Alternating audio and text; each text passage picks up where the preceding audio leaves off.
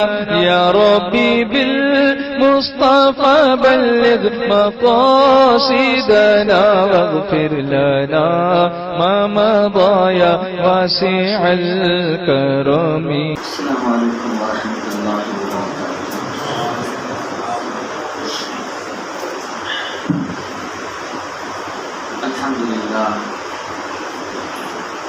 الحمد للہ رب العالمین والعاقبۃ للمتقین والصلاة والسلام علی سید الانبیاء والمرسلین وعلی آلہ واصحابہ الطیبین الطاہرین. اما بعد اعوذ باللہ من الشیطان الرجیم. بسم اللہ الرحمن الرحیم. یوم نبطش البطشۃ الکبریٰ انا منتقمون. آمنت باللہ صدق اللہ العظیم وصدق رسولہ النبی الامین المکین المختار الکریم ونحن علی ذلک لمن الشاہدین والشاکرین والحمد للہ رب العالمین. عزیزان محترم، میں نے قرآن مقدس کی جس آیت کریمہ کی تلاوت کرنے کا شرف حاصل کیا ہے، اس کے متعلق کچھ معروضات آپ کے گوش گزار کرنے سے پہلے آئیے اور آپ لے کر انتہائی ادب و احترام کے ساتھ اپنی اور ساری کائنات کے مرکز عقیدت نیر تاباں شاہ خوباں مکین حکمت خضرا ہم غریبوں کے ہمگسار نائب پروردگار احمد مصطفیٰ جناب محمد رسول اللہ ارواحنا بجانب صلی اللہ تعالی وسلم کی بارگاہ دربار میں جس طریقے سے درود پاک پڑھاؤں با آواز بلند پڑھنے کی کوشش کریں. الصلاۃ والسلام علیک یا رسول اللہ، الصلاۃ والسلام علیک یا حبیب اللہ، الصلاۃ والسلام علیک یا نور اللہ صلی اللہ تعالی علیہ وسلم. نویت سنت الاعتکاف. عزیزان محترم، الحمدللہ مجھ سے بیشتر حضرت قبلہ موصوف نے بہت ہی احسن انداز میں آپ کو باتیں بتائی ہیں، اور سننے کے بعد ایسا محسوس ہو رہا تھا کہ حضرت ہی بیان فرمایا اور میں یہاں حضرت کی گفتگو سنتے رہوں. اللہ پاک حضرت کے علم میں عمر میں برکت دے اور خصوصیت کے ساتھ حضرت کے صحت میں اور برکت عطا فرمائے. عزیزان محترم، میں چند باتیں آج آپ کے سامنے رکھوں گا. جیسا کہ میرا عنوان آپ نے سنا ہی ہوگا کہ حضرت امیر حمزہ اور غزوہ احد، اس کے حوالے سے آج انشاءاللہ ہم کچھ گفتگو کریں گے. ام رسول، شہید رسول حضرت امیر حمزہ رضی اللہ تعالیٰ عنہ، یہ حضور صلی اللہ علیہ وسلم کے خاص چچا تھے، اور تین نسبت تھی حضور سے. پہلی نسبت تو یہ تھی کہ یہ حقیقی چچا ہے، آپ کے والد ماجد کے سگے بھائی ہیں. دوسری نسبت یہ تھی کہ آپ کی جو والدہ تھی اور حضرت حمزہ کی جو والدہ تھی وہ سگی بہنیں تھیں. اس اعتبار سے خالہ زاد بھائی آپ حضور کے بننے ہیں. اور تیسری نسبت یہ تھی کہ ابو لہب کی باندی تھی جس کا نام تھا سویبہ. اس سویبہ نے حضرت امیر حمزہ رضی اللہ تعالیٰ عنہ کو بھی دودھ پلایا تھا، اور نبی مکرم صلی اللہ تعالیٰ علیہ وسلم کی جب ولادت ہوئی تو سویبہ نے نبی مکرم صلی اللہ علیہ وسلم کو بھی دودھ پلایا. تو اس اعتبار سے حضور صلی اللہ علیہ وسلم جو ہے وہ رضاعی بھائی بن گئے. یعنی تین نسبتیں، ایک تو حقیقی چچا، ایک خالہ زاد بھائی، اور تیسرا یہ کہ رضاعی بھائی، دودھ شریک بھائی جس کو کہتے ہیں. حضور صلی اللہ علیہ وسلم کے یہ چچا جو تھے وہ بچپن سے ہی شکاری کرنے کے بہت زیادہ آپ شوقین تھے. آپ کا حلیہ جو تھا وہ چہرہ آپ کا گول تھا، پیشانی آپ کی چمکدار تھی، بہت خوبصورت تھی. عرب کے لال تو ایسے ہی خوبصورت ہوتے ہیں، اور وہ تو ہاشمی خاندان کا ایک شیر تھا حضرت حمزہ رضی اللہ تعالیٰ. اور آپ کا قد جو تھا وہ درمیانہ تھا، بہت زیادہ لمبے بھی نہیں تھے اور بہت زیادہ چھوٹے بھی نہیں تھے، درمیانہ قد کے تھے. لیکن آپ کا جو بدن تھا نا وہ چھریرا بدن تھا، مطلب ہر حصہ الگ الگ، آرمز بالکل ظاہر، اپنی زبان میں سکس پیک ماشاءاللہ، سینہ ابھرا ہوا، پیٹھ بالکل چوڑی سی. اس طریقے سے آپ کا بدن بہت چھریرا تھا اور بہت زیادہ موٹے نہیں تھے. آپ پتلے تھے لیکن شیر کی طرح آپ دوڑتے تھے. بہادری، روب جو تھا آپ کی آواز میں وہ بہت زیادہ تھا، گرجدار آواز تھی. تو یہ آپ کا حلیہ پورا تھا. آپ کی آواز میں بہت زیادہ روب، جب بات کرتے تھے تو لوگ ڈر جاتے تھے. ایسا اللہ پاک نے ان کو بنایا تھا. حضرت امیر حمزہ رضی اللہ تعالیٰ عنہ کھانے پینے میں، شکاری کرنے میں بہت زیادہ آپ شوقین تھے. زیادہ تر آپ کو جنگلات میں ہی رہتے تھے، وہیں جانوروں کی شکاری کی اور وہیں ڈھونڈ کر کے آپ نے کھایا. یہ آپ کا معاملہ تھا. ایک دن ایسا ہوا کہ آپ جو ہے شکار کے لیے تشریف لے کر گئے. حضور صلی اللہ علیہ وسلم اس دن کوہ صفا پر بیٹھے ہوئے تھے. جب کوہ صفا پر آپ بیٹھے تھے تو ابو جہل ادھر سے آیا اور حضور صلی اللہ علیہ وسلم کو اس نے دیکھا کہ یہ اکیلے ہیں تو وہ گالیاں دینا شروع کر دیا. حضور کو اس نے گالی شروع کر دی. حضور کا جب گالی دی نا تو ہمارے یہاں کیسا ہوتا ہے، گالی کے بدلے میں گالی دیتے ہیں، گالی کا جواب گالی سے ہے. لیکن حضور کے یہاں ایسا معاملہ نہیں تھا. حضور صلی اللہ علیہ وسلم کو جب اس نے بہت زیادہ گالیاں دی نا تو حضور مسکرانے لگے. بولو سبحان اللہ. اس میں بھی کنجوسی نہیں ہونا چاہیے. سبحان اللہ پر جنت مل جاتی ہے. تو اچھی چیز کوئی لگے تو آپ کو کیا کہنا چاہیے؟ محفلوں کو اللہ کی تعریف سے سجا دینا چاہیے. جب بھی کوئی بات اچھی لگے تو ہمیں سبحان اللہ ضرور کہنا چاہیے. اور میری 3 دن سے طبیعت خراب ہے، لیکن چونکہ آپ کے یہاں میں نے وعدہ کر لیا تھا اس لیے میں نے ٹھکرایا نہیں اور میں آپ کے یہاں آیا ہوں. تو آج میری آواز سے زیادہ آپ کی آواز بلند ہونی چاہیے، ٹھیک ہے؟ اور آج نارمل میں آپ کے سامنے کچھ باتیں کروں گا.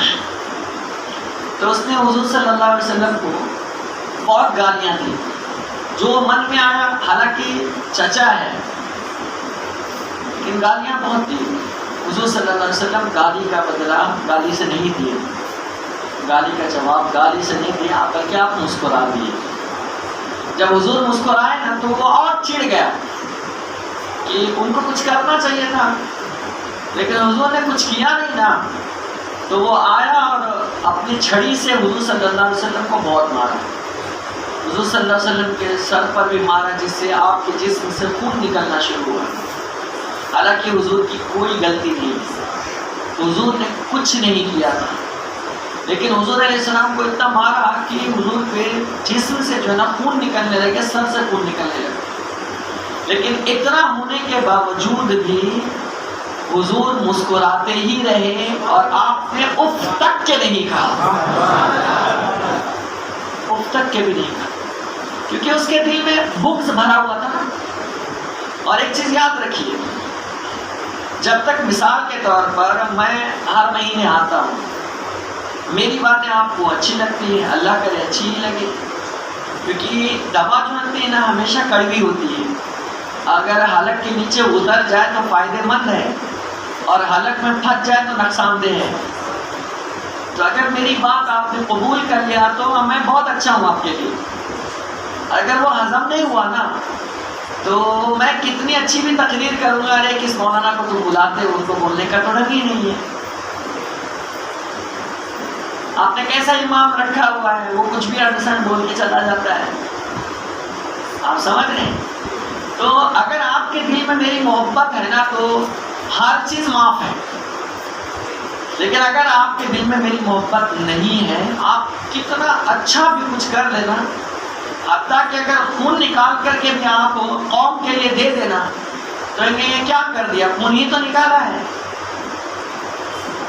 ایسے تو ہوتا ہے نا. تو محبت بڑی چیز ہوتی ہے، اور دل میں نفرت آ جائے تو پھر آدمی کتنے کمال والا کیوں نہیں ہے اس کو فرق نہیں پڑتا ہے. وہ پھر اپنی حسد، جلن اور بغض نکالنے پر ہی تل جاتا ہے. اور یہی حال جو ہے ابو جہل کا تھا. حضور علیہ السلام سے وہ اتنا جلتا تھا، اتنی نفرت کرتا تھا کہ حضور کی کوئی ادا بھی اسے پسند نہیں آتی تھی، کچھ بھی پسند نہیں آتا تھا. بس وہ یہ چاہتا تھا کہ کسی طرح یہ پھر سے ہمارے دین میں آ جائے. حالانکہ حضور نے تو کبھی اس کا دین اپنایا ہی نہیں کہ ہمارے دین کو اپنا لے، ہمارے بتوں کو برا بھلا کہنا چھوڑ دے، اور جو ان کے مذہب میں لوگ آ گئے وہ پھر سے آ جائے. اب تو ٹھیک ہے. یہی تو بہت مارا حضور علیہ السلام کو، لیکن حضور پاک علیہ السلام نے ایک لفظ بھی آپ نے جواب نہیں دیا، کچھ بھی جواب نہیں دیا. وہیں پر عبداللہ نامی شخص کی ایک باندی تھی، وہیں پر ان کا گھر تھا. اس کی ایک باندی تھی، اس باندی نے سارا منظر جو ہے اپنی ماتوں کی آنکھوں سے دیکھا تھا کہ بلا وجہ عمرو بن ہشام نے، اس کا نام عمرو بن ہشام تھا، اور ابو جہل کا ٹائٹل پڑھنے سے پہلے اس کو ابو الحکم کہتے تھے، حاکموں کا باپ. وہ عام آدمی نہیں تھا، بڑا پڑھا لکھا تھا، بغیر اس کے سگنیچر کے اور بغیر اس کے اسٹیمپ کے کوئی فیصلہ نہیں ہوتا تھا. عرب میں اتنا ماہر اور اتنا پڑھا لکھا ویل ایجوکیٹڈ آدمی تھا وہ.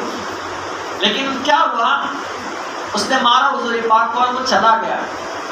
اور یہ سارا منظر وہ خاتون جو تھی عبداللہ کی کنیز، اس نے دیکھ لی. اور اس وقت حضرت امیر حمزہ رضی اللہ تعالیٰ عنہ جو ہے وہ شکاری پر گئے ہوئے تھے. چاش کے وقت، چاش کہتے ہیں ناشتے کے وقت، چاش کے وقت خوشی آپ شکار کر کے فارغ ہو کر واپس آ رہے تھے. جب کوئے صفا سے آپ گزرنے لگے نا تو وہی خاتون جو تھی وہ حضرت امیر حمزہ رضی اللہ تعالیٰ عنہ کو جب دیکھتی ہے تو دوڑ کر جاتی ہے اور کہتی ہے، حمزہ آپ اتنے خوش نظر آ رہے ہیں، کیا آپ کو معلوم نہیں ہے کہ ابو الحکم نے یعنی عمرو بن ہشام نے تمہارے بھتیجے کو بہت مارا ہے، اتنا مارا ہے کہ سر پھوڑ ڈالا ہے. پہلے تو اس نے گالیاں دینا شروع کی، لیکن تمہارے بھتیجے نے کوئی جواب نہیں دیا تو اور جل گیا، اور اس نے بہت مارا یہاں تک کہ سر سے خون نکلنا شروع ہو گیا. جب یہ بات حضرت امیر حمزہ رضی اللہ تعالیٰ عنہ کو وہ خاتون کہتی ہے تو آپ جلال میں آ جاتے ہیں. چونکہ شکار کے لیے گئے تو تیر کمان اپنے ساتھی میں رکھا ہوا تھا. ابو جہل حضور کو مار کر کے وہ خانہ کعبہ کے صحن میں بیٹھ کر، جو رؤسائے قریش تھے، سردار جو لوگ تھے نا مکہ کے، اس سرداروں کی محفل میں بیٹھ کر کے وہ شان سے حضور علیہ السلام کو مارنے کی داستان بیان کر رہا تھا اور خوب لطف اٹھا رہا تھا.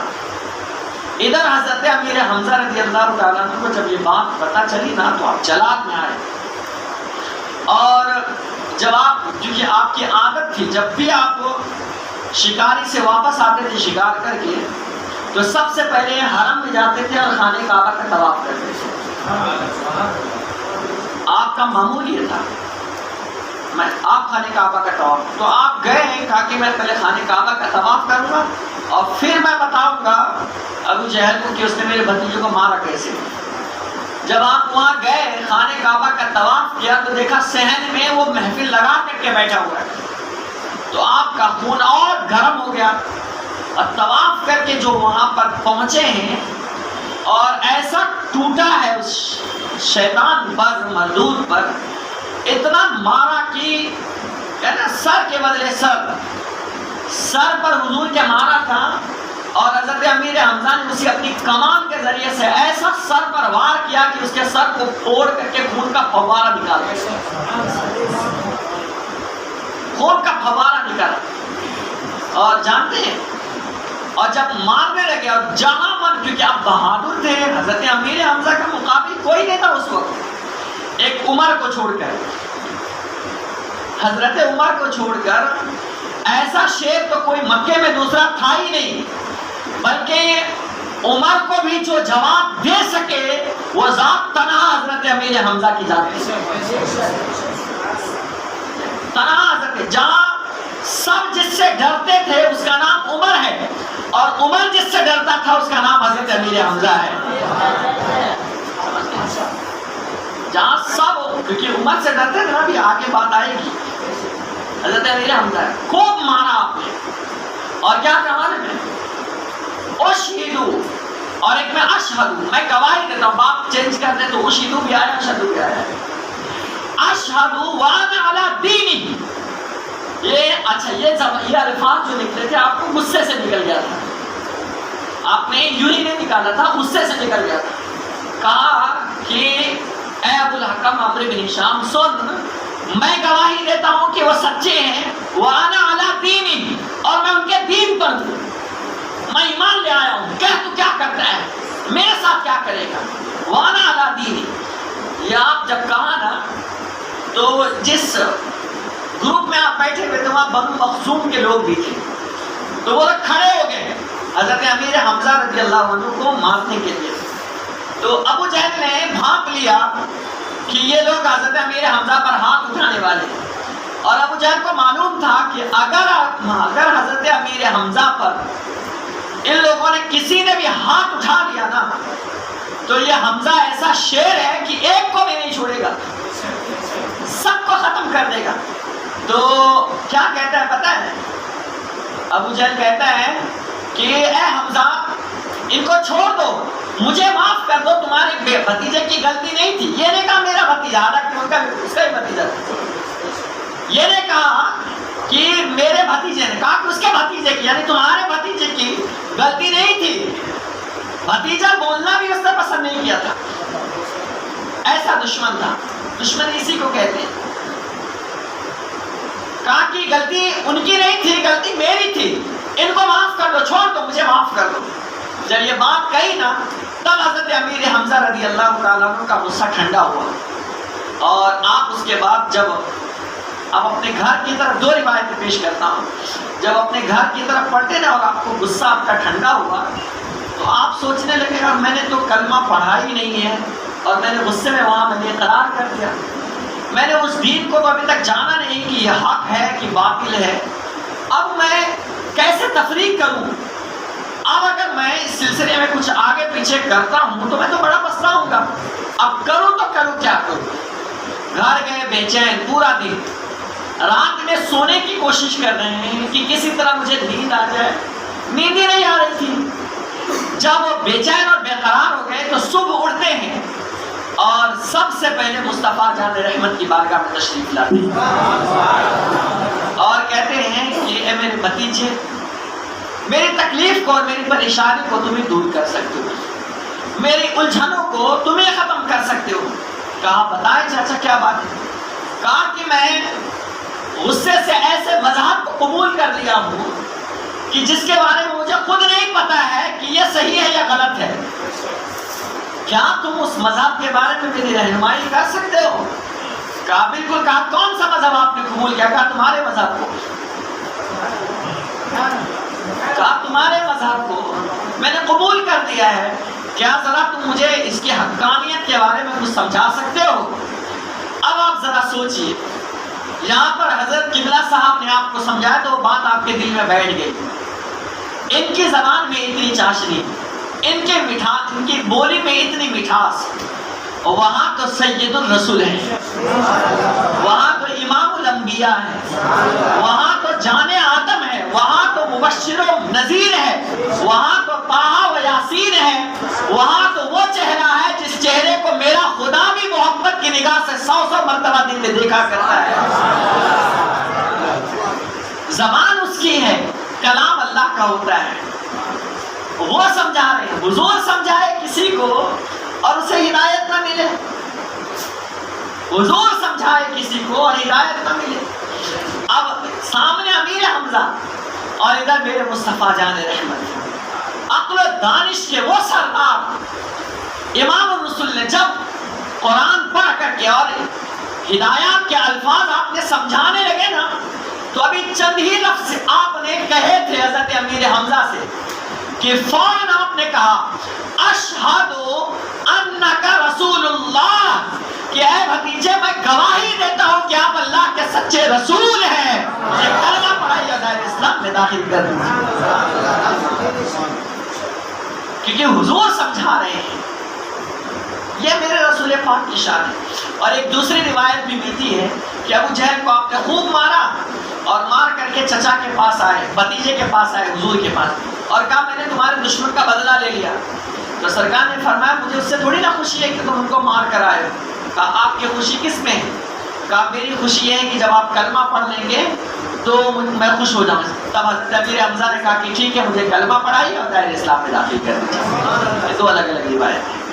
اس طریقے سے حضرت امیر حمزہ رضی اللہ تعالیٰ عنہ مسلمان ہوئے. اور یہ بھی آپ کو بات بتاؤں، ابتدا میں شروعات میں اسلام کو جو قبول کیا ہے نا، وہ ان پڑھ لوگوں نے نہیں کیا ہے.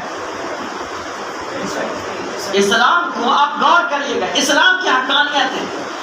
آج بھی سب سے زیادہ اگر کوئی مذہب پھیل رہا ہے تو الحمدللہ وہ مذہب اسلام ہے. آج پوری دنیا میں آپ سروے کریں،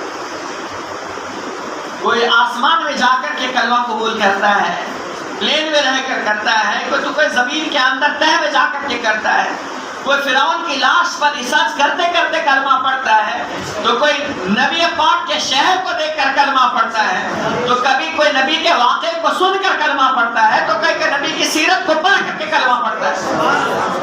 اور سب سے زیادہ پوری دنیا میں اگر کوئی مذہب پھیل رہا ہے نا تو وہ مذہب اسلام. لیکن یہ خوش فہمی میں نہیں مبتلا رہیے گا کہ آپ کے کردار کو دیکھ کر کلمہ پڑھ رہا ہے. نہیں، ہمارے اور آپ کے کردار کو، کیریکٹر کو دیکھ کر کلمہ نہیں پڑھتے ہیں لوگ. صرف رسول کے کیریکٹر کو اور قرآن کی تعلیمات کو پڑھ کر وہ کلمہ پڑھتے ہیں. ہمارے کیریکٹر کو نہیں، ہمارے کیریکٹر کو دیکھ کر تو لوگ اسلام سے بدزن ہو رہے ہیں.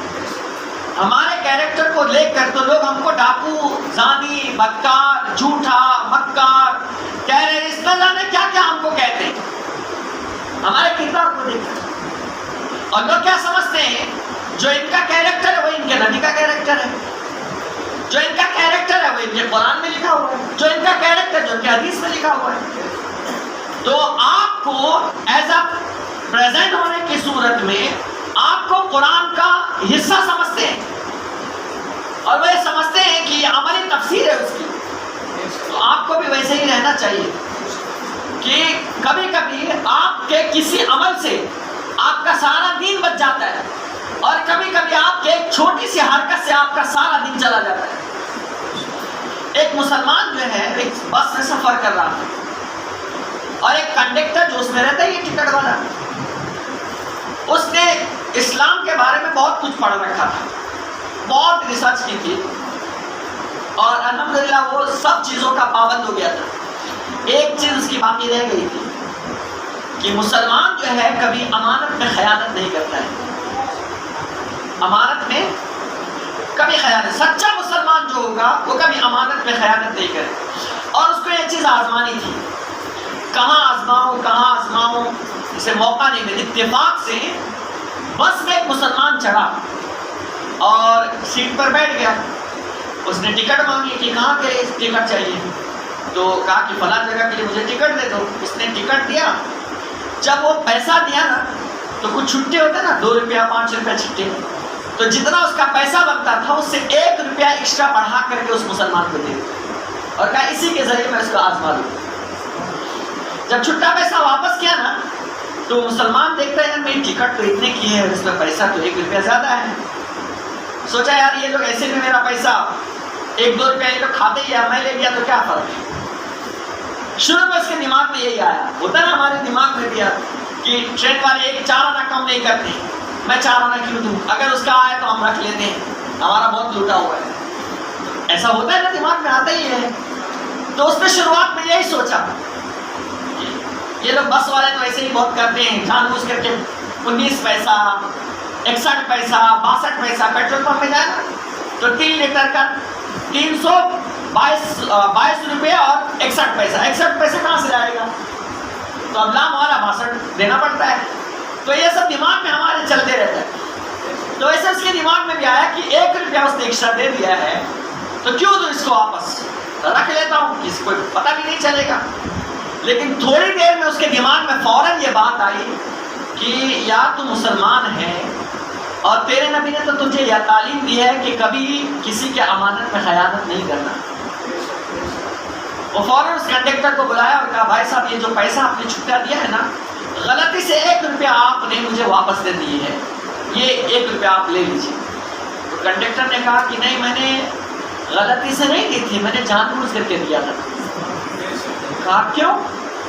کہا اس لیے کہ میں نے اسلام کو بڑا پڑھا ہے، اس میں ایک چیز میں نے یہ بھی پڑھی تھی کہ جو مسلمان ہوگا وہ کبھی امانت میں خیانت نہیں کرے گا، اور آج میں نے تم کو آزمایا اور تم اس آزمائش میں آج میرا عقیدہ پکا ہو گیا کہ مسلمان کبھی امانت میں خیانت نہیں کرتا ہے۔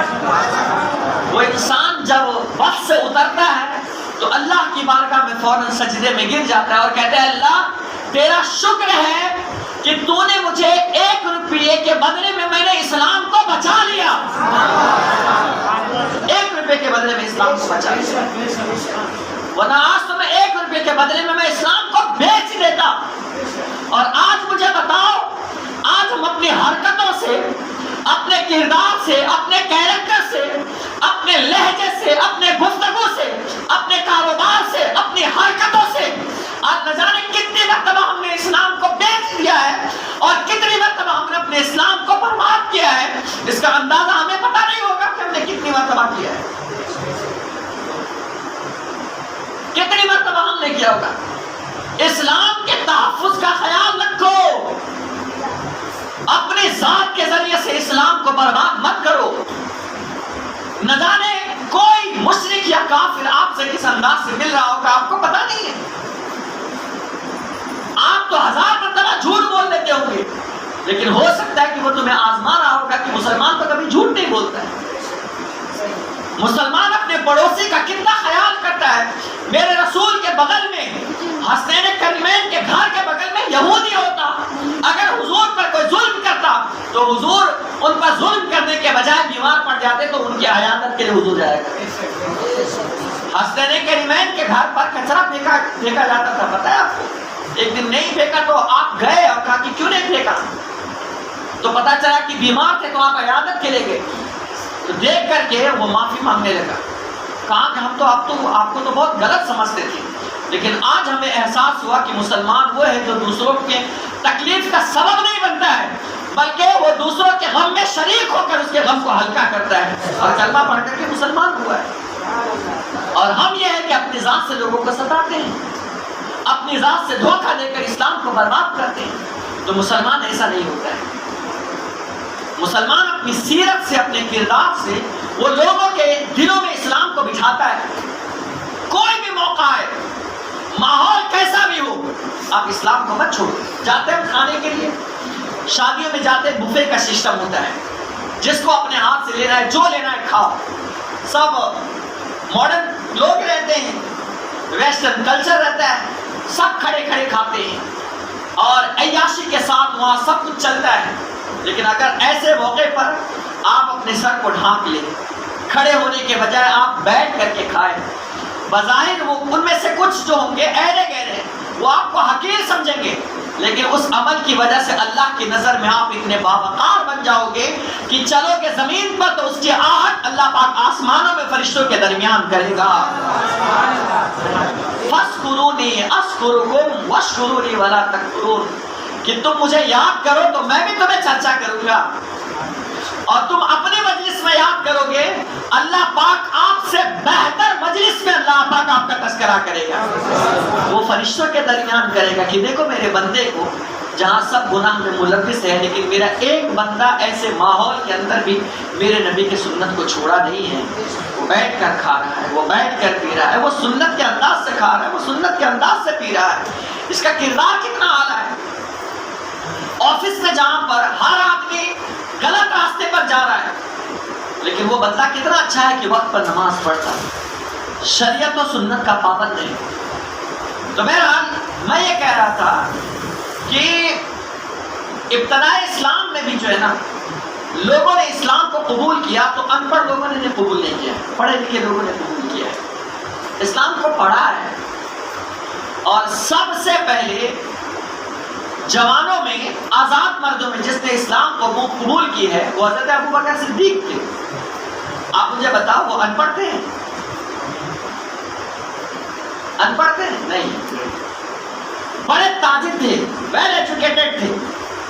آپ کا نام چلتا تھا ابو بکر. کیوں کہا جاتا ہے پتہ ہے؟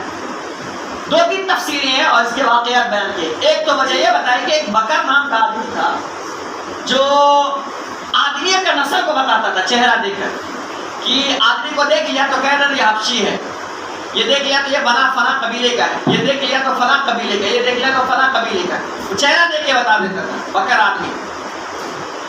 اور حضرت ابوبکر کی شان یہ تھی، آپ کی شان یہ تھی، انسان تو انسان، کوئی جانور آپ کے سامنے لایا جاتا تھا تو اس جانور کو دیکھ کر آپ بتا دیتے تھے کہ یہ کس نسل کا جانور ہے. لوگوں نے کہا کہ بکر تو صرف انسانوں کی نسل کو بتاتا ہے، یہ صرف بکر نہیں ہے، یہ ابو بکر ہے، یہ اس بکر کا بھی باپ نکلا ہے. یہ بکر کا باپ ہے جو جانوروں کی نسل کو بھی بتا دیتا ہے. یہ ایسا شخص ہے جو سب سے پہلے اسلام کو قبول کیا ہے. تو اسلام جو ہے ان پڑھ لوگوں نے نہیں کیا ہے. اسلام شروعات میں قبول حضرت ابوبکر نے کیا. بچوں میں مولا مشکل کشا حضرت علی نے کیا، جو حضور کے گود میں جنہوں نے پرورش پائی وہ جاہل تھوڑی نہ ہو سکتے. 7 سے 8 سال کی عمر میں اسلام قبول کیا ہے.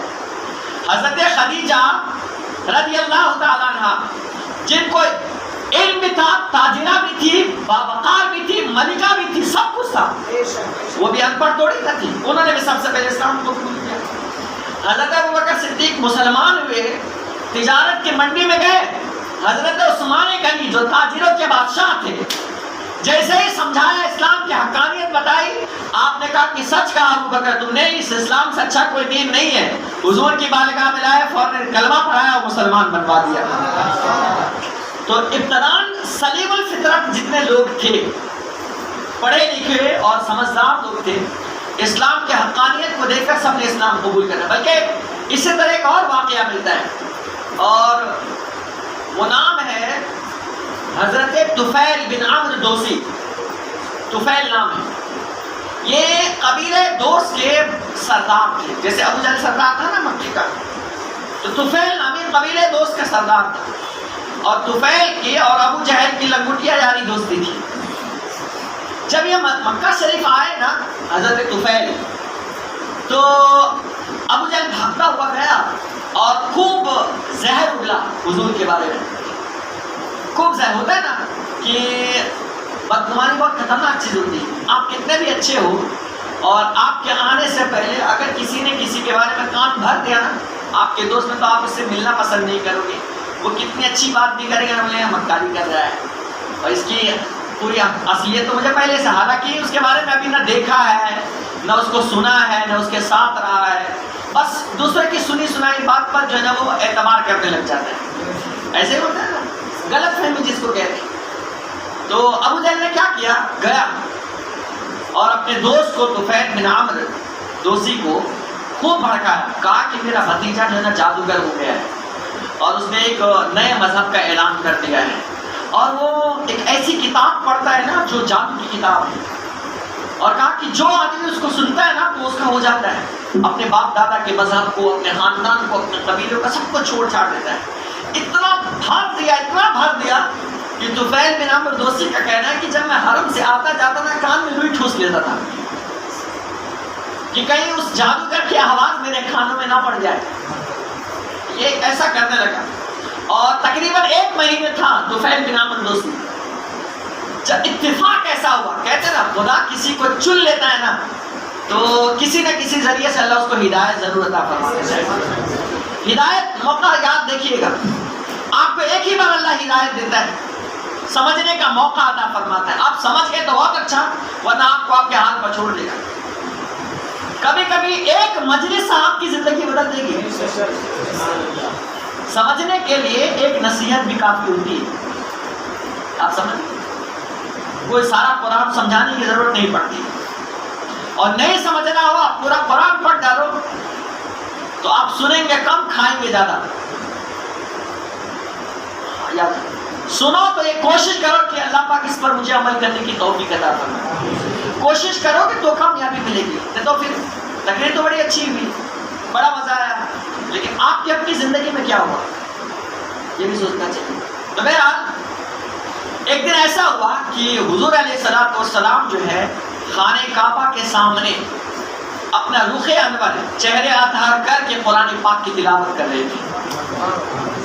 حضور تلاوت کر رہے تھے اور طفیل بن عمرو دوسی اتفاق سے ہوتا ہے نا، کبھی ارجنٹلی کوئی کام آ جاتا ہے تو ہر بار تھوڑی نا دھیان رکھتا کہ کان میں بھی ٹھوسا جائے گا. تو ارجنٹلی اس کو جب کام آیا نا تو بغیر روئی کان میں ٹھوسے ہوئے وہ نکل پڑا اور حضور علیہ السلام کی پیٹھ اس طرف تھی اور چہرہ کعبہ کی طرف تھا اور طفیل بن عمرو دوسی دیکھ نہیں پایا اور وہ الٹا آ رہا تھا. جب وہ آ رہا تھا اور حضور قرآن کی تلاوت کر رہے تھے، بلند آواز سے حضور قرآن پڑھ رہے تھے. آپ ذرا سوچئے قرآن جب حضور پڑھ رہے ہوں گے تو اور وہ بھی کعبے کے سامنے، تو کعبہ بھی تو جھوم رہا ہوگا. اعلیٰ حضرت فرماتے ہیں حاجیو آؤ شہنشاہ کا روضہ دیکھو. کعبہ تو دیکھ چکے، کعبے کا کعبہ دیکھو، اور یہاں کعبے کا کعبہ کعبہ کے سامنے ہے. کعبے کا کعبہ کعبے کے سامنے ہے اور جب حضور قرآن پڑھ رہے ہوں گے تو میرا وجدان یہ کہتا ہے کہ جبریل میں کان لگا کر سن رہا ہوگا، فرشتے بھی سن رہے ہوں گے، اب کعبہ بھی سن رہا ہوگا. کعبے کی توجہ بھی کسی اور حاجی کی طرف نہیں ہوگی، کعبے کی توجہ تو صرف مصطفیٰ جان رحمت کی چہرے کی طرف ہوگی. اور ہم اگر قرآن کی تلاوت کریں، ہمارے امام صاحب اگر قرآن کی تلاوت کرے، آواز جس بچے کی اچھی ہو وہ قرآن کی تلاوت کرے تو من کرتا ہے یار وہ اور تھوڑا پڑھے نا، اور تھوڑا پڑھے. مثال کے طور پر ذرا میں آپ کو قرآن سناتا ہوں. اعوذ باللہ من الشیطان الرجیم، بسم اللہ الرحمن الرحیم، الحمد للہ رب العالمین، الرحمن الرحیم،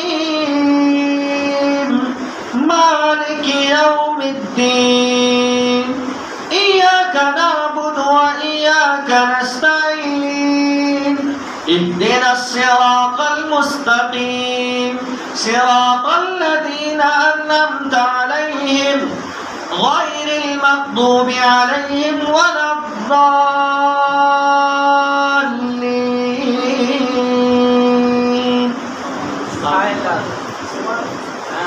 کیسا محسوس ہو رہا ہے؟ قرآن میں چاشنی الگ ہے، نہ میری آواز اچھی ہے نہ میرا انداز اچھا ہے، لیکن قرآن میں جو چاشنی ہے من کر رہا ہے تھوڑا اور سنا دے، ہے نا، دل کرتا ہے اور ذرا پڑھیں.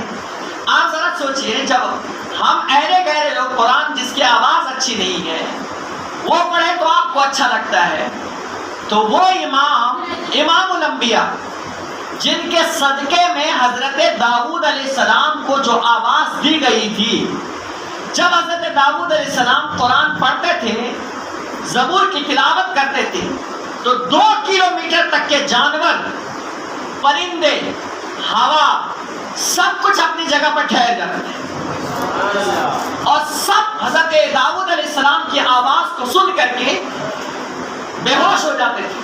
ایک ہفتے تک کے قرآن کی آیت کو زبور سن کر کے بے ہوش ہو جاتے تھے. ایک ہفتے کے بعد جو ہے نا ان کو ہوش آتا تھا. اب بہت سارے ایسے ہوتے تھے جن کا انتقال ہی ہو جاتا تھا. جب حضرت داؤد کی آواز میں اتنی چاشنی تھی تو میرے مصطفیٰ کے آواز میں کتنی چاشنی ہوگی. اور حضور اور جن کے سینے پر قرآن اترا ہے وہ کتنے حسین انداز میں پڑھ رہے تھے. جب حضور پڑھ رہے تھے نا تو وہی طفیل جو ہے نا طفیل وہ ارجنٹلی جا رہے تھے, وہ رک گئے اور کہا کہ یہ آواز کیسی آ رہی ہے. اور جب پلٹ کر کے دیکھا تو حضور کو پہچانا نہیں کہ یہ محمد ہے صلی اللہ علیہ وسلم. وہ آواز سن رہے تھے اور قرآن کی آواز اور قرآن اللہ کا کلام. وہ جب سننے لگے نا تو وہ کام بھول گئے, اپنا سب بھول گئے. اب وہ قدم جو ان کو آگے بڑھنا تھا وہ کشا کشا کھینچتے کھینچتے حضور کی طرف بڑھ رہے ہیں اور حضور انہیں تلاوت کر رہے ہیں. جب قریب آئے تو دیکھا یہ تو محمد رسول اللہ ہے. آپ نے فوراً کہا ہے محمد صلی اللہ علیہ وسلم میں نے سنا تھا کہ آپ تو شاعر ہیں, میں نے سنا تھا تو آپ جادوگر ہیں, آپ کے پاس تو جادوگری کی کتاب ہے. میں نے تو بہت جادوگروں کو دیکھا ہے, ان کی کتابوں کو سنا ہے, ان کی باتوں کو سنا ہے, لیکن واللہ جو آپ کے ہاتھ میں کتاب ہے یہ کسی جادوگر کا کلام نہیں ہو سکتا. یہ کلام ہے تو یہ اللہ کا کلام ہے. مجھے کلمہ پڑھائے دائرے اسلام میں داخل فرما دیجیے. فوراً کلمہ پڑھتے ہو دائرے اسلام میں داخل ہو جاتے ہیں. تو ابتدا میں جس نے بھی حضور پر کلمہ پڑھا ہے نا وہ سب پڑھے لکھے لوگ ہی ہیں, اور آج بدقسمتی سے پڑھے لکھے لوگ ہی دین سے دور ہیں. بدقسمتی سے پڑھے لکھے ہی دور ہیں. جو بیچارے کام کرنے والے ہیں, مزدور ہیں, وہ دین سے زیادہ رغبت رکھتے ہیں, لیکن بڑے لوگوں کے پاس ٹائم نہیں ہے. I don't have time. What will do sir? کیا کریں ہم, ہمارے پاس ٹائم نہیں ہے, آفس جانا ہے, یہ کرنا ہے, وہ کرنا ہے. آپ سب کو ٹائم دیتے ہو, خدا کو ٹائم نہیں دیتے. جس نے آپ کو زندگی دی, جس نے آپ کو صحت دی, جس نے آپ کو کام پہ لگایا, جس نے آپ کو عزت دی, جس نے آپ کو وقار دیا, جس نے آپ کو دنیا سے اعلیٰ درجہ دیا, آپ اس خدا کے لیے ٹائم نہیں دیتے. خدا سے روٹ گئے آپ. ایسا آپ خدا سے کرتے ہیں, اچھی بات نہیں ہے. آپ خدا سے قریب رہو. خدا آپ سے بہت پیار کرتا ہے, بہت چاہتا ہے. اللہ کبھی نہیں چاہتا ہے کہ میرے بندے جو کسی مشکل میں رہے. اللہ کبھی نہیں چاہتا ہے کہ میرے بندے کبھی کسی تکلیف میں رہے, کسی مصیبت میں رہے. اللہ اپنے بندوں کو ترقی دے کر خوش ہوتا ہے اور کہتا ہے وَأَمَّا بِنِعْمَةِ رَبِّكَ فَحَدِّثْ. جو نعمت میں نے تم کو دیا ہے اس کا چرچا کرو, رہو, اچھے بنگلے میں رہو, اچھے گھر میں رہو, اچھے انداز میں رہو, گاڑیوں میں چلو, تاکہ مجھے بھی خوشی ہوگی کہ میں نے اسے نعمت دی ہے تو اس کا شکر ادا کر رہا ہے. غرور گھمنڈ نہیں کرنا. پہنو, جتنا اچھا پہن سکتا ہے پہنو, اللہ اس پر کوئی پکڑ نہیں فرمائے گا. جتنی اچھی گاڑی میں جا سکتے ہو جاؤ, لیکن غرور نہیں کرنا. اللہ تو نے دیا ہے اس کا شکر ادا کر رہے ہیں. جتنے اچھے گھر میں, جتنے اچھے بنگلے میں رہو, اللہ دیکھ کر خوش ہوتا ہے, خوش ہوتا ہے. آپ کیا سمجھتے ہو کہ صرف جھوپڑ پٹی میں رہنے سے ہماری عزت بڑھتی ہے؟ نہیں. وَأَمَّا بِنِعْمَةِ رَبِّكَ فَحَدِّثْ. اپنے اوپر اپنے رب کی نعمتوں کا چرچا کرو, دکھاؤ تو صحیح. ان اللہ جمیل یحب الجمال. اللہ خوبصورت ہے اور خوبصورتی کو پسند بھی فرماتا ہے. کوئی ضروری نہیں کہ گندا سندا پھٹیلا پرانا کپڑا پہن کے رہو تو ہی مسلمان ہے. نہیں, مسلمان کو چاہیے کہ ایک دم شاہانہ انداز میں رہے. عالم کو چاہیے کہ وہ جوتے بھاری بھاری پہنے, ایک وقار کی طرح رہے, اگرچہ غریب ہے لیکن ایک وقار والی زندگی گزارے. مسلمان کو چاہیے کہ اچھے سے اچھا کھائے, اچھے سے اچھا پہنے, اچھے سے اچھا گھر میں رہے اور اچھی زندگی گزارے. اسلام نے کبھی منع نہیں کیا ہے, بس غرور نہیں کرنا, کسی کو اپنے ذریعے سے گرانا نہیں ہے, یہ اللہ کو ناپسند ہے. غرور تکبر اللہ کو ناپسند ہے. غرور گھمنڈ سے اللہ بہت نفرت کرتا ہے. کھاؤ پیو مست رہو, لیکن ہو سکے جب کسی بھائی کی مدد کی باری آئے نا تو بد مٹھی اس کی مدد کر دو, آپ کی شان بھی رہے گی, اللہ اس کی برکت سے آپ کے وقار کو اور بلند فرمائے گا. حضرت عثمان غنی, آپ حضور کے زمانے میں رہ کر کے بھی آپ نے فقیرانہ زندگی نہیں گزاری, آپ اس زمانے میں بھی غنی رہے کیونکہ آپ نے غریبوں کی مدد کی ہے. خیال کیا روشن انداز میں. اللہ پاک نے منع نہیں کیا لیکن اچھے سے غرور گھمنڈ نہیں کرتا. تو بہرحال بات دوسری طرف چلی جائے. پڑھے لکھے لوگوں کو دین کی طرف آنا چاہیے. جیسے حضرت امیر حمزہ آئے, حضرت ابو بکر صدیق آئے, حضرت عثمان غنی آئے, حضرت عبداللہ ابن مسعود آئے. بڑے بڑے اکابر صحابہ جو ہے نا اسلام کو قبول کیا. پھر اب آگے زندگی بڑھی. حضرت امیر حمزہ رضی اللہ تعالیٰ عنہ جو ہے نا یہ بہت بہادر تھے. اور میں نے بتایا نا ابھی کہ جن سے سب ڈرتے تھے وہ ان کا نام عمر ہے, اور عمر جن سے ڈرتا تھا ان کا نام کون ہے؟ حضرت امیر حمزہ. حضرت عمر فاروق سے پوچھا گیا تھا کہ آپ کو فاروق کا لقب کب ملا ہے؟ فاروق کا لقب کب ملا ہے؟ تو آپ نے فرمایا کہ جب میں مسلمان ہوا تھا نا. مسلمان, وہ پوری ڈیٹیل ہے, اس میں بھی آدھا گھنٹہ چلا جائے گا, پھر کبھی بتاؤں گا. حضرت عمر فاروق کے اسلام لانے کا واقعہ. اپنی بہن کے گھر گئے تھے, بہن کو مارا تھا, بھائی کو مارا تھا. تو ایک صحابی تھے اندر چھپے ہوئے تھے. تو بعد میں بہن نے کہا کہ اگر آپ مار مار کے ہم کو ختم بھی کر دیں گے نا, پھر بھی رسول اللہ کی محبت اور حضور کا دین ہمارے سینے سے نکال نہیں سکتے. تو بہن کے اس جذبے کو دیکھ کر بھائی کا غصہ ٹھنڈا ہوا. کہا کہ وہ قرآن لاؤ جو تم پڑھ رہے تھے. تو کہا کہ اس کو ناپاک لوگ نہیں چھوتے, لا یمسہ الا المطہرون, اس کو پاک لوگ ہی چھوا کرتے ہیں. غسل کروایا تو وہ اندر جو صحابی چھپے ہوئے تھے جو پڑھا رہے تھے وہ باہر نکلے اور قرآن سنانا شروع کیا اور کہا طٰہٰ ما انزلنا علیک القرآن لتشقى الا تذکرۃ لمن یخشی تنزیلا ممن خلق الارض والسماوات العلی الرحمن علی العرش استوى له ما فی السماوات وما فی الارض وما بینہما وما تحت الثری. طٰہٰ ما انزلنا علیک القرآن لتشقى, اے محبوب ہم نے آپ پر قرآن اس لیے نہیں اتارا کہ آپ مشقت میں پڑ جائے, کیونکہ حضور علیہ السلام پوری رات بھر عبادت کرتے تھے. یہ پورا پیر جو ہے حضور کا وہ عبادت کی وجہ سے سوج جایا کرتا تھا. اور کس سے پڑھتے تھے؟ حالانکہ آپ تو بخشائے تھے. وہ صرف رات بھر عبادت کرتے تھے اپنے گناہگار امتی کے لیے. اللہ میری گناہگار امتی کی بخشش کرے. کہا کہ میں نے آپ پر قرآن اتارا اس لیے نہیں کہ آپ مشقت میں اٹھے, الا تذکرۃ لمن یخشی, مگر وہ ان کے لیے جن کے دل میں ڈر ہے. یہ ڈر والوں کے لیے نصیحت ہے. اور کہہ دے محبوب اس لیے نہیں اتارا کہ آپ مشقت میں.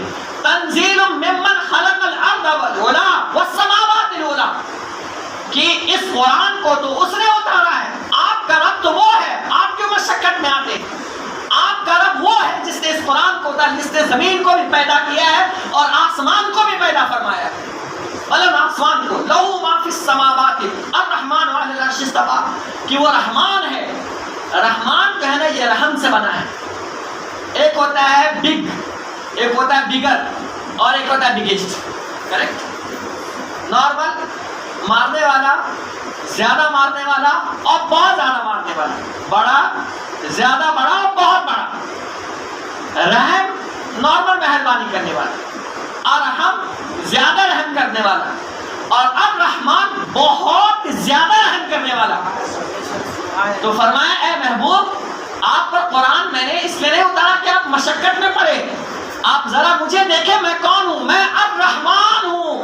میں تھوڑا موڑا رحم نہیں کرتا, میں بہت زیادہ رحم فرماتا ہوں. الرحمن علی العرش استویٰ, رحمان وہ ہے جو عرش پر مستوی فرمایا.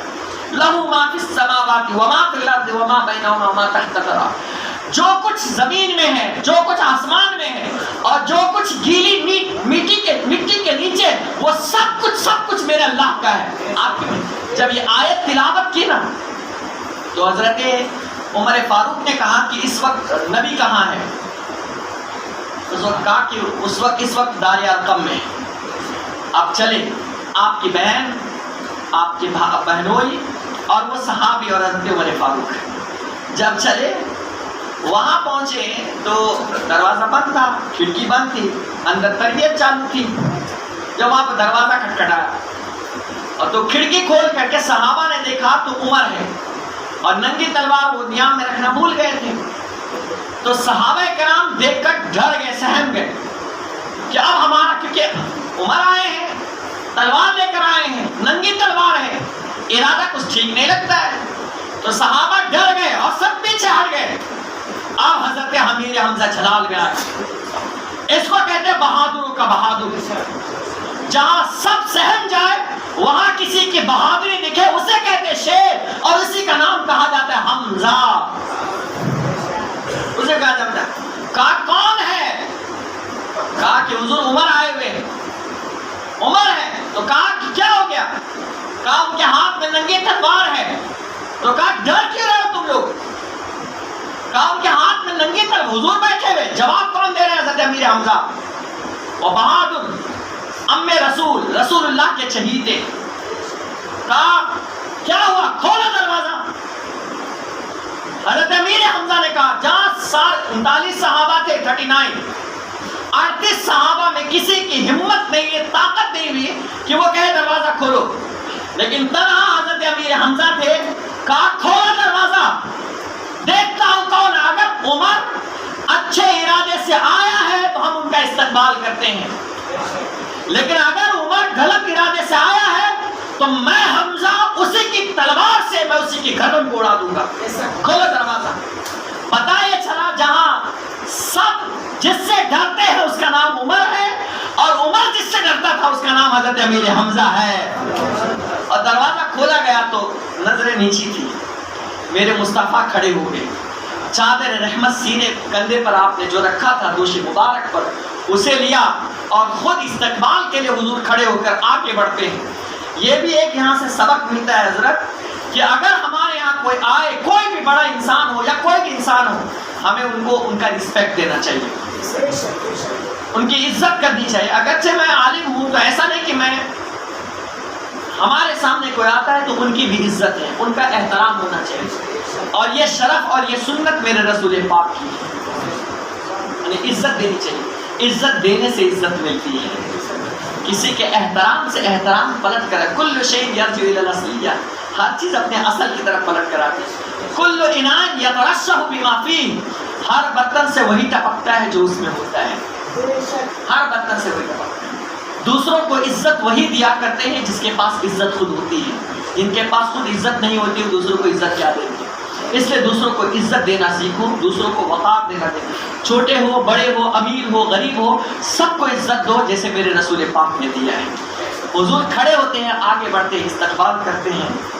وقت زیادہ نہیں ہو گیا, 5-10 منٹ. چلیے, باتیں بہت ساری ہیں, کیا بتاؤں آپ کو, سب ختم ہو جاتا ہے. تو بہرحال حضور آگے بڑھتے ہیں, اور آگے بڑھ کر کے حضور نے اپنی سینے سے لگایا حضرت عمر فاروق اور کہا اے فاروق, عمر کو کہا اے عمر, کیا ابھی بھی وقت نہیں آیا کہ تم مجھ پر کلمہ پڑھو اور اللہ کو ایک مانو؟ کہا حضور میں آیا ہی اس لیے ہوں, میں آیا ہی اس لیے, مجھے کلمہ پڑھا دیجیے. حضور اپنے سینے سے لگا کر کے کہتے ہیں پڑھو اشہد ان لا الہ الا اللہ واشہد ان محمد رسول اللہ صلی اللہ علیہ وسلم. فوراً کلمہ پڑھتے ہیں ظاہر اسلام. تب انہوں نے پہلا سوال کیا تھا کہ یا رسول اللہ کیا ہم حق پر نہیں ہیں؟ سرکار نے فرمایا بالکل ہم حق پر ہیں. کیا ہمارا دین سچا نہیں ہے؟ کہا بالکل ہمارا دین سچا ہے. ہماری نماز سچی نہیں؟ کہا جب سب ہم حق ہے, ہمارا دین حق ہے, ہمارا خدا حق ہے, آپ سچے ہیں, ہمارا سب کچھ, تو چھپ کر عبادت کیوں؟ چھپ کر عبادت کیوں؟ آؤ چلے آج سے ہم خانہ کعبہ کے صحن میں اور خانہ کعبہ کے تلے ہم نماز پڑھ کے دکھائیں گے. اور کس کی ماں نے دودھ پیا ہے کہ ہمیں نماز پڑھنے سے روک دیتا ہے؟ جب یہ جملے حضور پاک کی بارگاہ میں آپ نے کہے تھے, اسی وقت اللہ کی طرف سے آپ کو فاروق کا خطاب ملا تھا. تو اس وقت 2 ہی شیر تھے, ایک کا نام حمزہ اور ایک کا نام عمر فاروق, اور 38 لوگ بیچ میں, اور بیچ میں میرے مصطفیٰ, اور اگل بگل ایک حضرت امیر حمزہ اور دوسری طرف حضرت عمر فاروق. اور اس طریقے سے اسلام کی پہلی نماز جو ہے اس 40 نفوس قدسیہ کے ذریعے سے حرم پاک میں ہوئی تھی. اور یہ 2 ہستیاں, ایک عمر اور ایک حمزہ, یہ 2 ہستیاں ایک طرف اور پورا مکہ ایک طرف, لیکن پورے مکے کے اندر ہمت نہ ہو سکی کہ ان 2 بہادروں سے مقابلہ کر سکے. اور ان کے پاس جو اللہ پاک نے قوت دی تھی, یہ ان کے پاس ایمانی قوت تھی پہلے جو ان کو قوت ملی تھی وہ ملی تھی، لیکن اس کے ساتھ جو ایمان قوت ملی وہ پورے مکے کو ایک طرف کر دیا، اور 2 شیر کو اللہ پاک نے ایک طرف کر دیا تھا، جس کا مقابلہ پورا مکہ نہیں کر سکتا تھا، پورا مکہ نہیں کر سکتا۔ یہ ہے حمزہ، اسے کہتے ہیں امیر حمزہ۔ اور پھر کارواں بڑھتا گیا، اور حالات جب مکہ والوں نے حضور علیہ الصلوۃ والسلام کا سوشل بائیکاٹ کیا تھا نا 3 سال تک، شام ابی طالب میں پہاڑیوں میں بھیج دیا تھا، اس وقت مسلمانوں کی حالت بہت تنگ ہو گئی تھی۔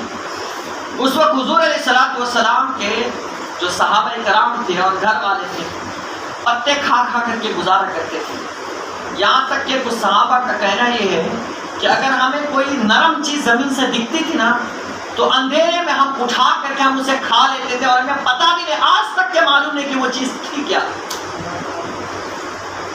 ہمیں بھوک کی اتنی شدت ہوتی تھی کہ ہمیں آج تک کے معلوم نہ چل سکا کہ ہم نے کیا اٹھا کر کے کھایا ہے۔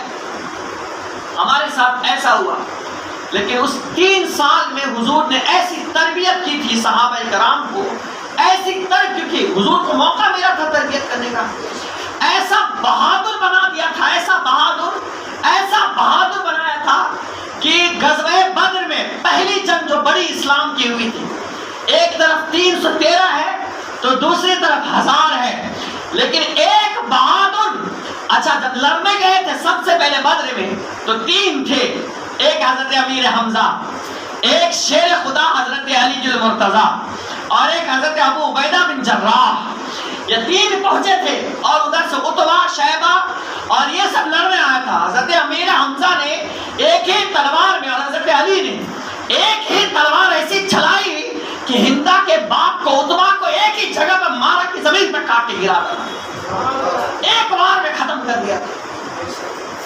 حضرت ہندا بعد مسلمان ہوئی، لیکن جب تک مسلمان تو اس کا باپ جو تھا عتبہ وہ بڑا بہادر تھا اور حضور سے نفرت، لیکن حضرت امیر حمزہ کے اندر حضور نے ایسا رچا بسا دیا تھا اپنی محبت کو اور قربانی کو کہ میں نے تاریخ پڑھی آپ کے بارے میں، اسلام لانے سے پہلے حضرت امیر حمزہ جو ہے نا وہ زرہ پہنا جاتا ہے، وہ پولیس وغیرہ پہنتے ہیں، ٹھیک ہے، تو پہنتے تھے، لیکن جب اسلام قبول کیا نا تو وہ زرہ ہونا سب اتار دیا، صرف ایک کرتے پہ رہتے تھے۔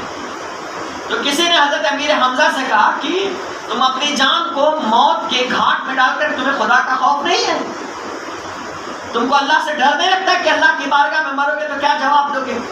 کہا کیوں؟ کہا کہ اپنے آپ کو، اپنے جان کو بچانا یہ فرض ہے نا، تو کہا بالکل فرض ہے۔ تو کہا جب تم لڑنے جاتے تو زرہ کیوں نہیں پہنتے ہو؟ تو ہم اسلام لانے سے پہلے تو زرہ پہن کے چلتے تھے۔ تو کہا کہ میں موت سے نہیں ڈرتا، اور سنو اس زندگی سے بہتر زندگی آخرت کی زندگی ہے، اور آخرت کی زندگی میں شہید ہو کر مروں گا نا تو اللہ پاک ویسے ہی مجھے جنت عطا فرمائے گا۔ میں شہادت کے شوق میں کبھی اپنے جسم پر میں زرہ نہیں لگاتا، اور میں کسی سے پہلے مجھے موت کا ڈر تھا، لیکن جب سے میں نے حضور کے ہاتھ میں اپنا ہاتھ دیا ہے موت کا ڈر میرے سینے سے نکل گیا ہے۔ میں ہر لمحہ حضور کی محبت کو ہاتھ میں لے کر چلتا ہوں اور میں جنگ کے لیے راضی رہتا ہوں۔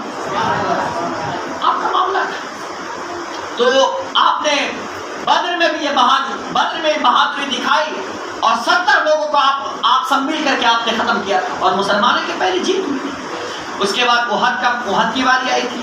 احد کی داستان بھی بڑی لمبی ہے، بٹ ان شارٹ چند باتوں میں آپ کو ختم کر دیتا ہوں، کیونکہ آپ کو گھر بھی جانا ہے، پھر نیکسٹ ویک آنا بھی تو ہے، نیکسٹ ویک نہیں نیکسٹ منتھ انشاءاللہ، یہ ہر مہینہ رہے گا، آپ لوگ جلدی آیا کریں انشاءاللہ، آئیں گے انشاءاللہ۔ تو اب احد کی باری آئی۔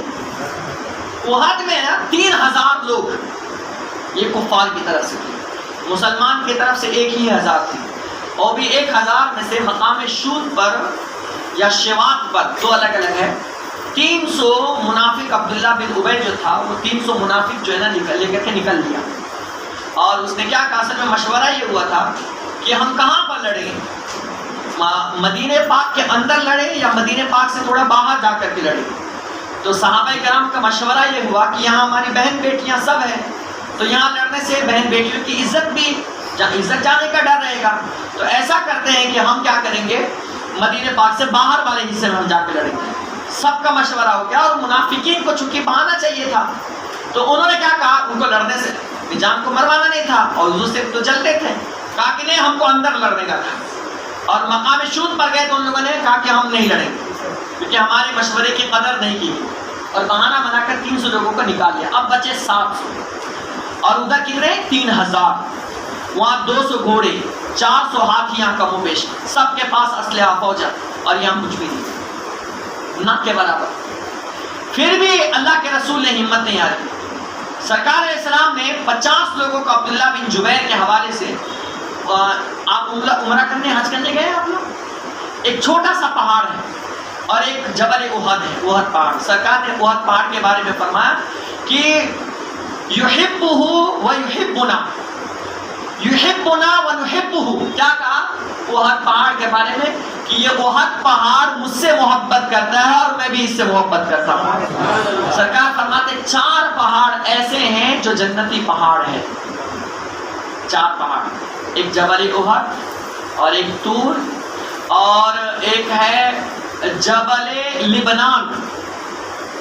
جبل لبنان وہ کہاں پر ہے مجھے پتا نہیں, ابھی میں راستے میں پڑھ رہا تھا اور ایک میرے نام ذہن سے نکل گیا. 4 پہاڑ کے بارے میں آپ نے فرمایا کہ 4 جنتی پہاڑ ہیں, اس میں سے ایک طور پہاڑ, یہ احد پہاڑ ہے جو مجھ سے بھی محبت کرتا ہے اور میں بھی اس سے محبت کرتا ہوں. اللہ پاک نے اس کو جنتی پہاڑ بنایا. تو جو چھوٹا والا پہاڑ ہے نا, وہ عبداللہ بن جبیر کو 50 لوگوں کے فوجیوں کے ساتھ میں کر دیا اور فرمایا کہ جب تک میں نہ کہوں یہاں سے اترنا نہیں, چاہے ہماری جیت ہو یا ہار ہو. حضور نے یہ وصیت کر دی تھی. اب لڑائی شروع ہوئی. پہلا معرکہ جو ہوا دونوں طرف سے وہ 8 لوگوں کے درمیان ہوا اور 8 لوگوں کو ایک ہی بار میں 8 لوگوں کو ختم کر دیا مسلمانوں نے. جب 8 لوگوں کو ختم کیا نا تو کافر تو ایسے مزبل ہوتے ہیں, جب دیکھا کہ 8 ختم ہو گئے تو سب کو ایک ساتھ بھیجا. ان کا ہمیشہ پرانا سسٹم ہے, جب سب آئے نا تو اب حضور نے بھی سب کو اجازت دے دی, چلو.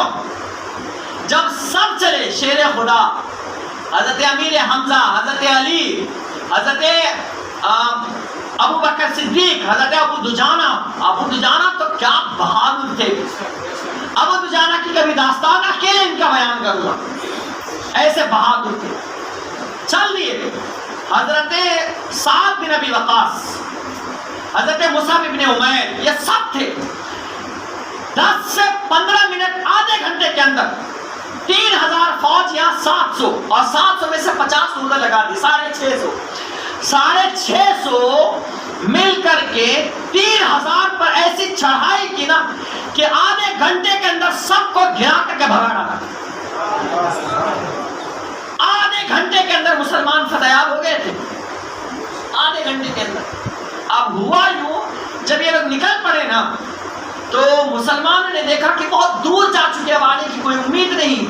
اسی میں ایک چالاک تھے جن کا نام حضرت خالد بن ولید تھا, وہ ابھی مسلمان نہیں ہوئے تھے.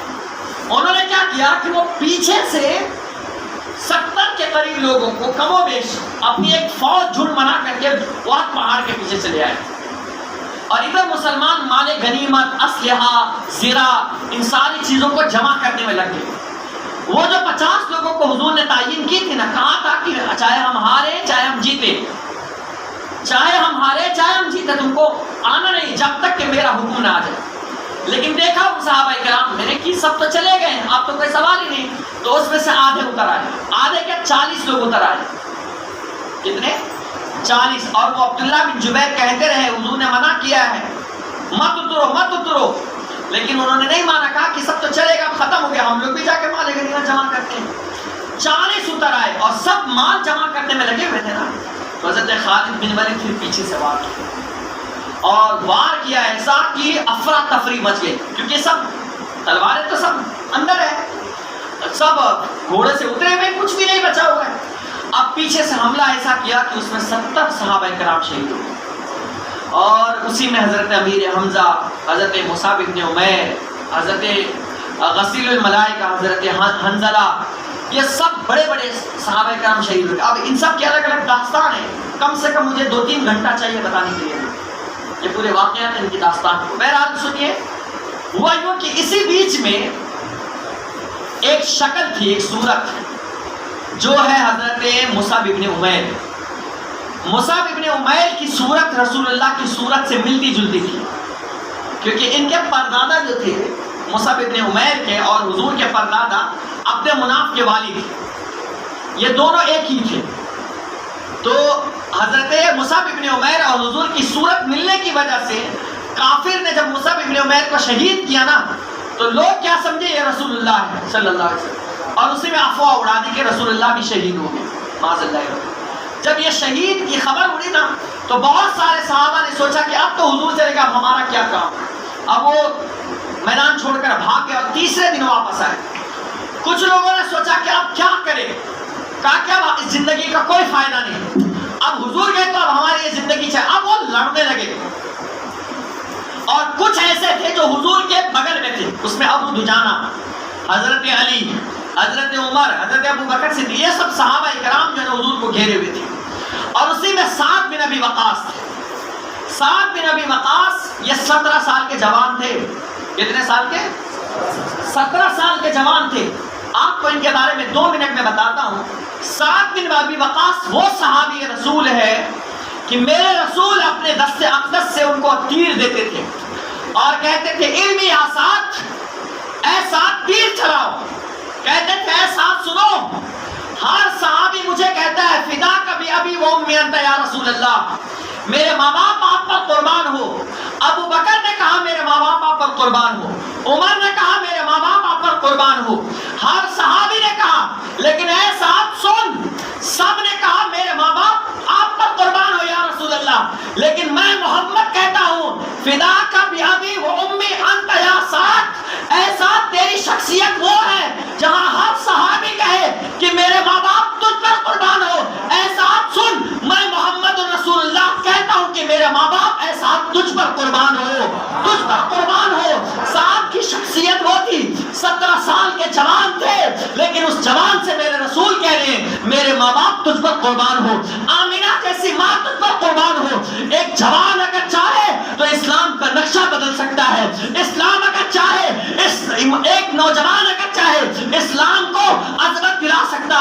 لیکن آج کے جوانوں کا حال یہ ہے کہ وہ آج کے جوان وہ لڑکی بازیوں میں زیادہ رہتے ہیں، آج کے جوان وہ عیاشیوں میں زیادہ رہتے ہیں، آج کے جوان برائی کے راستے پر زیادہ رہتے ہیں، آج کے جوان پکچر دیکھنے میں زیادہ رہتے ہیں، آج کے جوان دین کو اپنے قدموں کے تلے ڈال دیا ہے. لیکن قسم خدا کی اگر یہ جوان، اگر یہ متحد ہو جائے، اپنے سروں پر عوامہ سجا لے، اپنی زندگی کو مصطفیٰ کے سانچے میں ڈال دے، تو یہ اسلام پر جتنے لوگ آج ڈالنے کی کوششیں کر رہے ہیں، ان جوانوں کے ذریعے سے اسلام کو پھر سے قوت عطا فرما دے گا، اسلام کو بلندی عطا کرے گا. اور شرط یہ ہے کہ یہ مسلمان اور یہ جوان جو ہے اپنے آپ کو گناہ سے بچا کر کے دین کی طرف لے کر کے آئے، دین کی طرف مائل کرے. اپنی سوچ کو بدلو، اپنے فکر کو بدلیے جوانوں. دیکھو میرے رسول نے جوان کو کیا وقار دیا ہے، اور کہا جہاں بوڑھے بوڑھے کہتے میرے ماں باپ آپ پر قربان ہوں، وہاں میرے رسول پاک کہتے اے سعد میرے ماں باپ تجھ پر قربان ہوں. علم یا سعد، اے سعد تیر چلاؤ، علم یا سعد، اے سعد تیر چلاؤ، اے سعد تیر چلاؤ. سجاؤ اپنے آپ کو، اپنے آپ کو سنیت سے جوڑ کر کے رکھو، اپنے آپ کو اپنی مساجدوں سے جوڑ کر رکھو، اپنے آپ کو اپنی مساجد سے جوڑ کر رکھو، اپنے آپ کو اپنے علماء سے جوڑ کر رکھو، اپنے آپ کو سنی دعوت اسلامی سے جوڑ کر کے رکھو. ایک جوان سنی ایک بچہ ہے نا آپ کے یہاں، یہ بچہ ایک تنہا بچہ ہے جو آپ کے علاقے میں ہر مہینے آپ کو آپ کی محفل کے لیے اتنی کوششیں کرتا ہے. یہ جوان ہے، چاہے تو کام کر سکتا ہے، بہت کچھ کرتا ہے، لیکن ایک سنی دعوت اسلامی میں جوائن کیا ہوا، ہزاروں لوگوں کو دین و سنیت کی طرف وہ قریب کرنے کی کوشش کر رہا ہے. اگر یہ ہمارے جوان بچے اس بچے کا ساتھ دینا شروع کرے اور سنی دعوت اسلامی کے ساتھ جوائن ہو جائے تو انشاءاللہ ہر گھر میں انقلاب پیدا ہو جائے گا، ہر گھر میں نمازی ہوں گے، ہر گھر میں پرہیزگار ہو جائیں گے انشاءاللہ تعالی. تو یہ چند باتیں تھی جو میں نے کہنے کی کوشش کی ہے، اگر جانے انجانے میں مجھ سے کسی طرح کی کوئی کمی یا کوئی غلطی ہو گئی ہو تو اللہ پاک اپنے حبیب پاک کے صدقے میں معاف فرمائے، اور اللہ پاک ہم سب کو حضرت امیر حمزہ رضی اللہ تعالیٰ عنہ کے صدق و طفیل میں ہمیں دین دنیا چوگنی ترقی عطا فرمائے، ہمیں بھی حضور کا سچا پکا عاشق بنائے، حضور کا دیوانہ بنائے، نمازی پرہیزگار بنائے۔ وما علینا الا البلاغ المبین۔ السلام علیکم ورحمۃ اللہ وبرکاتہ۔ مختصراً ہم ذکر کریں گے۔